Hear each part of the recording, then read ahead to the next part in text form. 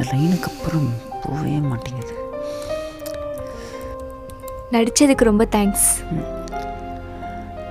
நடிச்சதுக்கா? நான் எங்கே நடித்தேன்?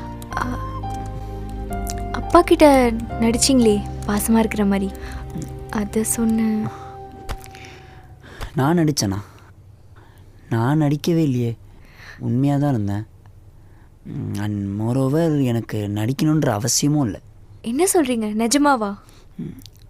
ம் அப்போ என்கிட்ட பாசமாக இருந்தது உண்மையா? உண்மைதான்.